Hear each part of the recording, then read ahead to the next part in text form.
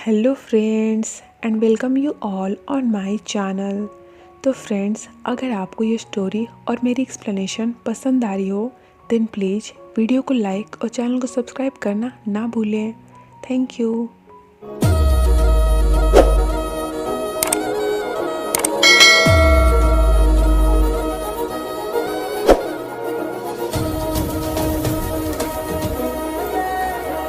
काओ नादा को अपने सामने यूं देखकर उससे बहुत गुस्सा होती है और झगड़ने का सोचने लगती है, पर डॉक्टर जॉन उसे ऐसा करने से रोक देते हैं।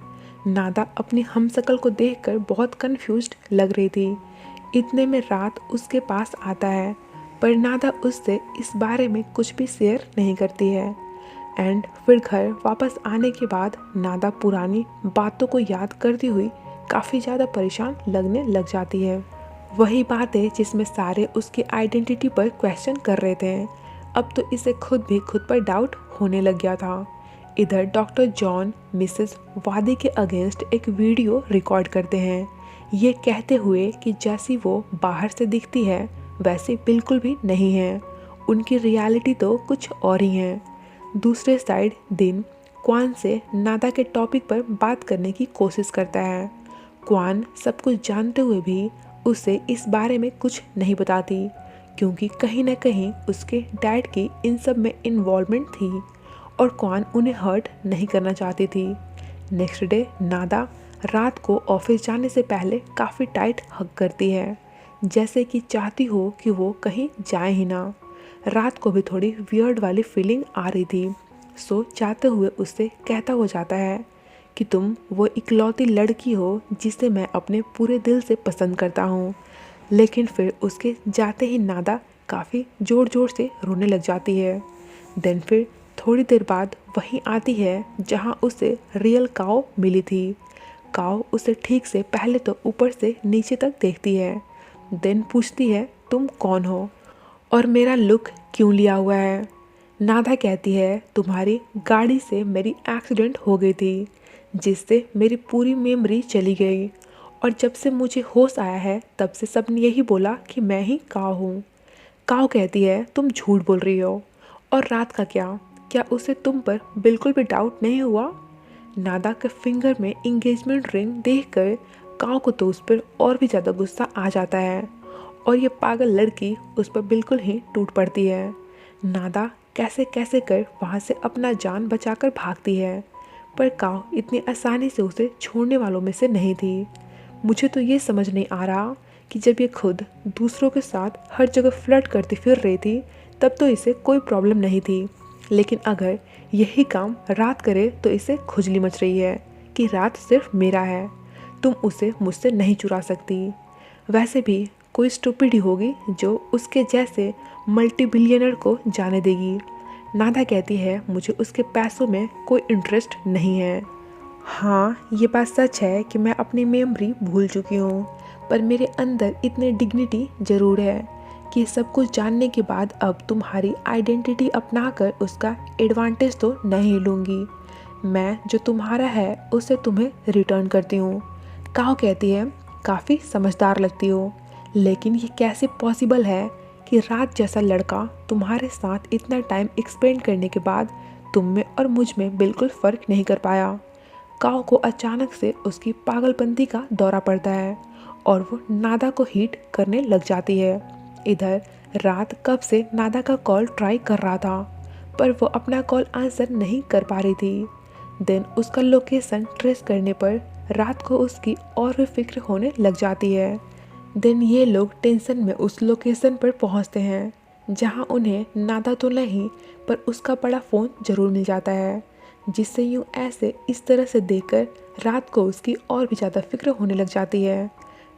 मिसेस वादी हर वक्त डॉक्टर गोसन को उनका सपोर्ट करने के लिए और हमेशा उनका साथ देने के लिए थैंक यू बोल रही थी कि तुम सच में बहुत अच्छे बॉयफ्रेंड हो जो हमेशा मेरा साथ देते हो। उसी मोमेंट पर उन्हें रात का कॉल आता है। रात नादा को लेकर उनसे पूछ रहा था कि क्या वो उनके साथ है, पर इन्हें तो उसका कुछ पता ही नहीं था। इसके बाद ये उसे ढूंढने के लिए निकलती हैं और गैरतमंद की बात ये थी कि उन्हें वो मिलती है या नहीं, लेकिन डॉक्टर जॉन वो ज़रूर मिल जाते हैं। फिर जब ये उनके घर के अंदर आती हैं तो यहाँ पर उन्हें उनकी सही सलामत ऑलमोस्ट ठीक हो गई बेटी मिलती है। दूसरे साइड अचानक से नादा भी घर वापस आ जाती है। रात उसे देखकर थोड़ा रिलीव्ड होता है और फिर एक ही साथ बहुत सारे क्वेश्चंस करने लग जाता है जिसका वो सही से कुछ भी आंसर नहीं कर पा रही थी, बस उसे ही कंटिन्यू देखी जा रही थी।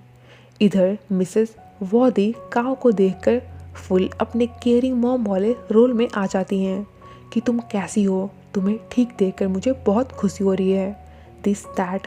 काव उन्हें अपने गुस्से वाले लुक से देखी जा रही थी। तब मॉम उसे सारी बात मतलब कि सारी सच्चाई बताने लग जाती हैं कि कैसे वो ऊपर से नीचे तक फुल कर्ज में डूब चुकी थी। मैंने सोचा तुम्हारी शादी से जो दहेज मिलेगा उससे हमारी हेल्प हो जाएगी, पर एंड मोमेंट पर तुम्हारा एक्सीडेंट हो गया।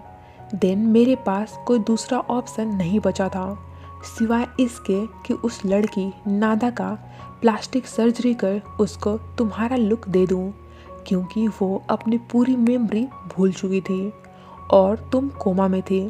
सो मैंने ऐसा किया, लेकिन अब जब तुम ठीक ठाक वापस आ गई हो तो सब कुछ बिल्कुल पहले की तरह हो जाएगा। तुम वापस रात के पास चली जाना और मैं उस लड़की का सर्जरी कर दोबारा से उसे उसका लुक वापस दे दूंगी। ये सब सुनकर काओ बहुत ही ज़्यादा हैरान और उतनी ही ज़्यादा शॉक्ड लग रही थी। तभी उन्हें रात का कॉल आता है जो उनसे बताता है कि उनकी बेटी सही सलामत घर वापस आ चुकी है। देन वीडियो कॉल पर नादा सीरियस लुक के साथ कहती है कि हाँ मॉम, लुका वापस आ चुकी है, मतलब कि अब जो वहाँ रात के घर उसके साथ थी वो रियल काव थी और जो यहाँ पर है वो नादा है। यहाँ पर हमें एक फ्लैशबैक दिखाते हैं कि कैसे काव ने नादा को नशीले दवाइयों का हेवी डोज लगा दिया था और फिर उसने अपनी जगह वापस से ले ली थी। ये सब जानकर मिसेस वॉदी वो बहुत ही ज़्यादा शॉक्ड थी और नादा उतनी ही ज़्यादा हैरान, क्योंकि उसे अब फाइनली उसकी रियलिटी का पता लग गया था कि आखिर वो कौन है और उसके साथ अब तक क्या क्या हुआ है। मिसेस वॉदी इतना सब जानने के बाद अब तो उसे ऐसे ही जाने देने वालों में से नहीं थी, तो नादा को वहाँ से उठवा लेती हैं। उसी मोमेंट पर डॉक्टर जॉन वो उन्हें देख लेते हैं और फिर उन्हें फॉलो करने लग जाते हैं। इधर रात काव से बात करने की कोशिश कर रहा था कि आखिर वो अचानक से कहाँ गायब हो गई थी। इसे तो अब तक यही लग रहा था कि ये नादा है, बट क्योंकि ये काव थी सो रात को रूडली वहाँ से बाहर कर देती है, जिससे फिर इसे भी थोड़ी वियर्ड वाली स्ट्रेंज सी फीलिंग आने लग जाती है। वहीं मिसेस वॉदी वो नादा को अपने जू वाले गेस्ट हाउस में लाकर लॉक कर देती हैं, वहीं पर जहाँ इन्होंने अब तक काव को रखा था। उसे नींद और डिप्रेशन का हेवी डोज लगाती हैं जिससे कि वो बेहोशी हो जाती है और फिर बाहर एक बड़ा सा लॉक लगाकर वहाँ से चली जाती हैं।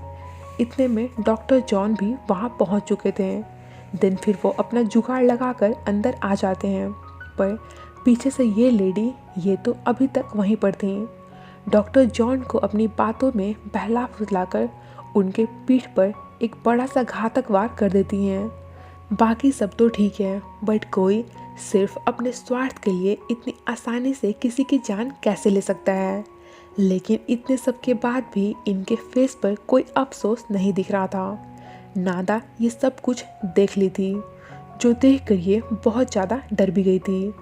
इसके बाद ये क्रूएल लेडी डॉक्टर गोसन के सामने अपनी फालतू की नौटंकी करने लग जाती हैं कि अनजाने में गलती से मुझसे मर्डर हो गया और मैं जेल में सड़ना नहीं चाहती हूँ, सो प्लीज़ तुम मेरी हेल्प करो।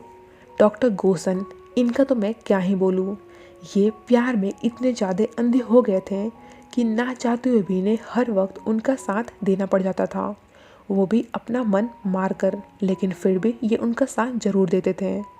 देन दोनों मिलकर उनके बॉडी को ठिकाने लगाते हैं। उनके बॉडी को वो उन्हीं के जू के मगरमच्छों के हवाले कर देते हैं।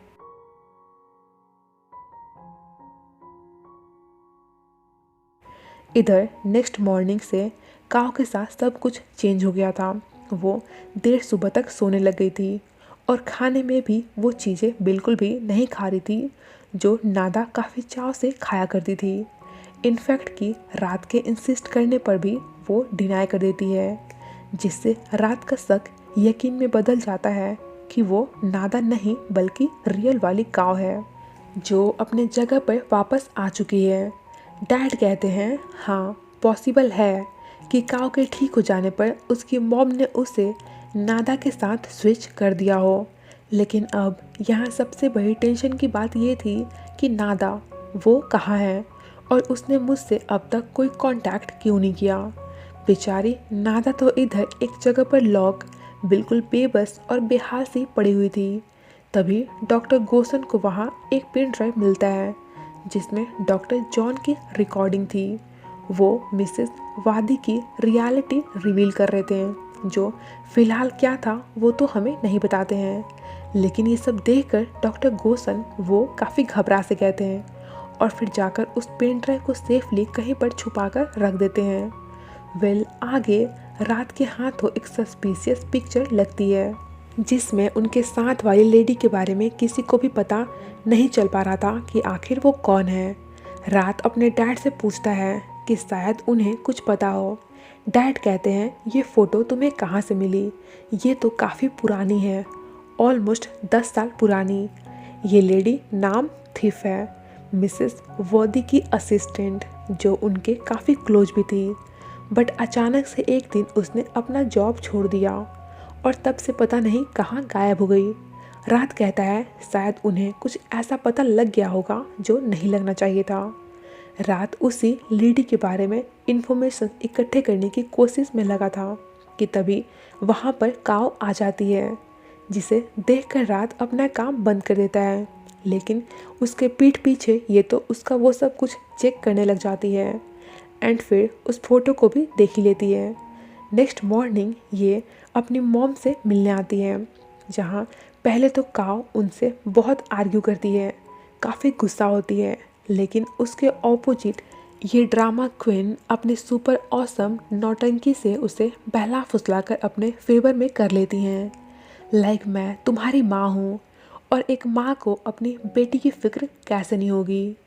बाद में फिर काव उनसे पूछती है कि ये नाम सिर्फ कौन है।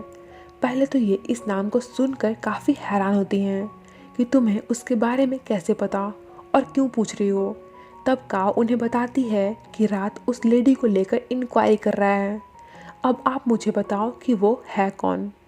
इस पर ये कहती हैं कि नामथिफ वो लेडी है जिसने सबकी लाइफ चेंज कर दी, वो मेरी असिस्टेंट थी, उसका तुम्हारे डैड के साथ अफेयर था जिसका मुझे काफ़ी टाइम बाद पता लगा था। देन मैंने उसे जॉब से निकाल दिया था। मिसेस वॉदी काफ़ी भोली भाली बनती हुई अपनी स्टोरी उसे सुना रही थी। इधर नादा डॉक्टर कोसन से रिक्वेस्ट करती है कि आप मुझे जाने दो, आई प्रॉमिस कि मैं किसी को भी कुछ नहीं बताऊंगी। आपकी भी तो एक बेटी है, अगर वो कहीं गायब हो जाएगी तो आपको कैसा लगेगा। डॉक्टर गोसन को उसके लिए बहुत बुरा भी लग रहा था, पर वो लाचार थे।